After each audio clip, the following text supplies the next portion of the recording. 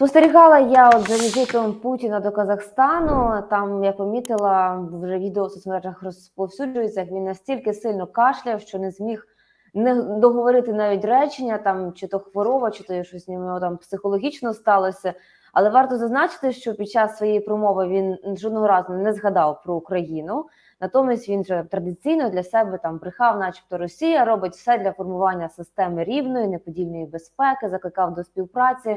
Що відбувається з Путіним? Що йому там дає? Вже кажуть українці, що просто кістка в горлі в вигляді України йому стала і не зміг нічого сказати.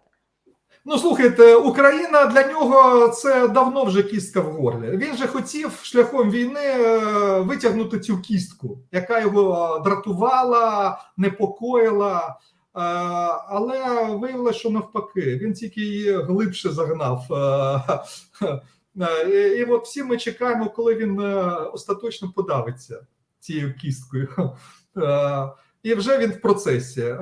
От цей синдром, там колись один російський колега, він звертав увагу, що він там Путін постійно нервує і там своєю ногою різні комбінації викручує.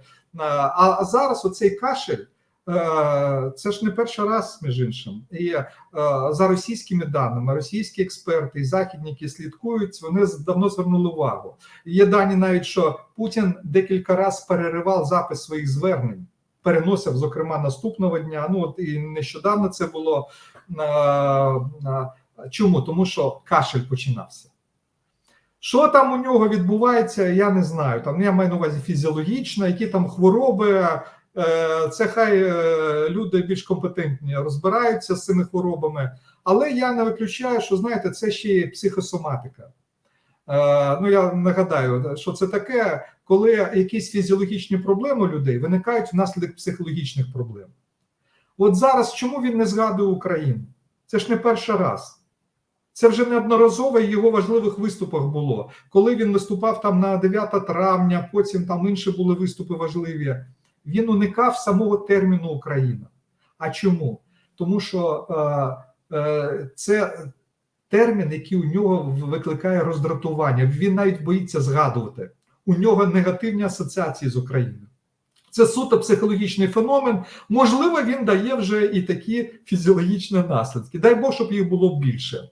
І, на мій погляд, це цікавий наслідок успішних дій Збройних сил України.